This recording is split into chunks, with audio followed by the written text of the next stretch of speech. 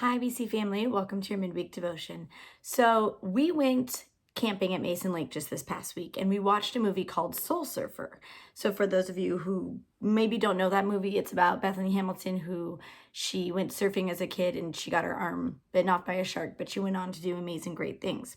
So, there's this one scene where Bethany, the main character, she needed a wave and the clock is ticking down. She's in a surf competition and it's like she needs this one wave in order to win this competition. And every girl in the competition with her, they're all sitting in the water on top of their surfboards, just waiting, right? They're waiting for any sign of a wave. But Bethany, the main girl, she suddenly decides to paddle out past where those girls are. She begins to paddle farther as if she sees a wave forming, right? But there's nothing there yet. There's no sign of a wave. She's paddling out there. The other girls are like, where is she going? What is she doing? And the clock now reads 45 seconds, right? And the announcers are all saying, well, looks like this is it. Like the competition's over. There's 45 seconds left. The water is showing zero signs of a wave. But she's still out in the water. She's still paddled out and she is prepared as if a wave is forming. And even her family who's watching, they're confused. Everyone's like, why is she preparing for a wave? There's no sign of a wave, right? And her dad suddenly goes, she senses something. No one can see anything. Everyone's pretty much called the competition. She has now moved away from the group and has positioned herself and prepared herself for a wave that isn't there. And her dad says she senses something. Okay, I just want you to get that image. So now there's 30 seconds left. No other surfers moving to get in any position. When suddenly at the last possible second, the water does form and a wave appears. And the wave just comes in out of nowhere, seemingly. And she was the only surfer who was in the right position to take it. And she does. So the Holy Spirit, when I was watching that movie, he talked to me later on. I was thinking about those scenes and he goes, that's how faith works. That's what I heard him say to me. So 2 Corinthians 5:7 says, we walk by faith and not by sight. Bethany had faith that a wave was coming. There was no signs of a wave, no indication one was coming, but she still waited. The other surfers were waiting too, right? They were waiting and looking, but Bethany was the only one who put herself in position as if a wave was there. She had faith that a wave would form, even though she saw no signs of it. The other surfers were waiting for a sign first. See that difference right there? Bethany resembled that. We walk by faith and not by sight. She paddled out and set up as though she saw this wave and spotted it, where the other surfers are still waiting for that sign that tells them, okay, now I should paddle out, right? Psalms 27:14 says, wait, I say on the Lord. That's what David says. He says, wait, I say on the Lord. So many verses in the Bible about waiting. Wait. Having done all to stand, wait. But this isn't just standing and waiting, bored, drumming your fingers, half asleep, whiny, when God when. No, this type of waiting, I want you to think of it as an ambush predator. So an ambush predator, or another definition for them is a sit and wait predator. These animals set up in position. They position themselves for their prey, as if the prey is right there, even though there's no signs of one. They position themselves as if there was a prey and they are prepared to pounce, right? And they're called sit and wait predators because they are able to avoid fatigue by waiting in the right place at the right time, fully prepared and believing that their prey is just around the corner. So when you read scriptures about waiting on God, don't think passive, lazy, wait. No, you are setting up in position, preparing for what God is going to do and that he will do what he said he's going to do. You're waiting like an ambush predator, right? Bethany didn't just sit back with the others. No, she swam out and prepared as if that wave was already forming. She never saw one, but she prepared as if she did. Faith prepares. That waiting is you preparing. You believe it so much in your heart that you are healed, that you are set free, that your family is delivered, that your family is restored, that your finances are where they should be, that you have more than enough. You believe it so much, you're preparing for it. Noah prepared, right? He built a huge ark. There was no sign of rain, no sign anything was going to come. Months of preparing with no reason to prepare. People made fun of him. I mean, Bethany prepared for a wave when there was no signs. The announcers and even her family were like, what is she doing? There's no reason to do what she's doing. But faith prepares. When you're in that stage of waiting like an ambush predator, you're prepared. You're geared up because you know it's just around the corner. Faith prepares. Wait. Wait, I say, on the Lord. That waiting is preparing yourself for what is around the corner. You're pulling out those scriptures. You're meditating and confessing, acting like you have it. You're not crying nightly, why God, why, when God, why, and sharing your story over and over of I'm standing, but it's just so hard. It's just so difficult. I don't know when. That's not the same type of waiting, right?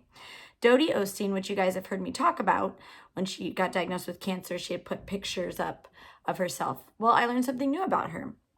So when she got the news that she only had a few weeks left to live, she decided to buy china. And you might think, okay, she went out to the store and bought a set of china. But way back in the early 1980s, you didn't just buy a set of china. You had to buy pieces of it, and it took months and years, right? She had to, okay, I find this saucer here. This is the pattern I want. And then wait a few months looking and waiting for the next one to come in order to build a collection. It took years to build a collection of china. And I'm sure people were like, what are you doing? Why are you buying china? You're not going to get to use it. But she was preparing for a future when she was told she wasn't going to have one. She was told, you have a few weeks left. You're not going to make it. And yet she went home and said, I'm going to start purchasing china and I'm going to build a beautiful china collection. She was preparing for a future that no one said she was going to have, right? But she knew what God said she could have, and that's the future she was preparing for. She had faith in what she did not see, and she waited by preparing. She's like, nope, I'm going to keep living my life as though God has already done what he said he would do. Isaiah 40:31 says, but they that wait upon the Lord shall renew their strength. They shall mount up with wings as eagles. They shall run and not be weary. They will walk and not faint. When you're waiting like an ambush predator, waiting in a ready position, 100% believing in your miracle that's just around the corner, then God is renewing you. He is renewing your strength. Noah spent months building on that ark, and God ensured he was not weary or running out, but that he was strengthened and renewed. In Genesis 13, God took his friend Abram up on a mountain and said, lift up your eyes and look from the place where you are. The promise that came next was that God would give him everything he sees in every direction. But first, he had to do two things. He had to lift up and look from. Most people have let down their eyes and they're stuck looking at the place where they are. Those other surfers were looking at the water in front of them, right? They had faith to get out there, but they were still looking at the water in front of them. But Bethany, she looked up and out and went to where she knew the promise was going to come, right? Her dad even said she senses something. When we seek God and spend time with him, when we meditate, meditating is talked a lot about in the Bible. You know, you meditate on his word day and night. I love what Hagen said. Hagen said, we need to meditate on the word so that our spirit may fully understand them. That's why you take those verses and you reread them and reread them and reread them and you speak them and you confess them, because you're getting it so deep down in you that you know, right? You believe it 100%. The change is coming. We can hear God telling us when we're with him, change is coming. Promises are around the corner. You can sense that change is on the horizon. But you'll never see it coming if you don't lift up your eyes and look from the place where you are and position yourself to wait. Don't allow time to deter you. I mean, King David, when he was just a boy, the prophet Samuel anointed him and said, you're going to be the next king of Israel. That didn't just happen. He lived years with the knowledge that change was coming before it actually ever took place and he moved into the palace. That's waiting and preparation. I loved how the definition of an ambush predator said that they do this active waiting to avoid fatigue. See, other predators, they exert all their energy to chase and catch their prey, to catch what they need, to chase down what they need. They're tired, worn out, and exhausted from that chasing, even though they might have gotten it. But God said, no, wait in me, and I'll renew your strength. When we wait, with expectation, like the ambush predator. We're positioned, focused, expecting, prepared, then we avoid fatigue. We don't get worn out from trying to fix it on our own. No, we wait and we're being renewed. I love that connection between the two. The last thing I want to leave you with is in Ephesians 3:20. It says, "Now to him who by the power that is at work within us is able to carry out his purpose and do super abundantly, far over and above all that we dare ask or think, infinitely beyond our highest prayers, desires, thoughts, hopes, or dreams." How can he do over and above all that we dare ask or think? By the power that is at work within us, within you. We have to position ourselves first. We have to walk by faith first. We have to look up and from the place where we're at, right? And look at the promises ahead and then wait. Wait and stand. Get that image of Bethany, the only one in the middle of the ocean. Everyone behind her is looking at her like, what is she waiting for? But she was prepared. A wave that no one sees, but she sensed it was coming. Get with God this week and find out what he has in store for you. Sense what he has coming for you.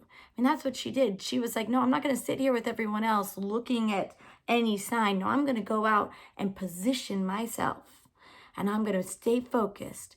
And I'm going to wait in a position where I will receive that promise. I will catch that wave. When we do that, when we take God's word, we say, nope, change is coming. And we position ourselves for it. And we ready our life for it. And we act like it's there and it's around the corner. We're looking up and at, not down. Then it will come. Isaiah 60:22 says, when the time is right, I, the Lord, will make it happen. God will fulfill his promises. But we have to position ourselves and wait like an ambush predator. Have a great week. Bye.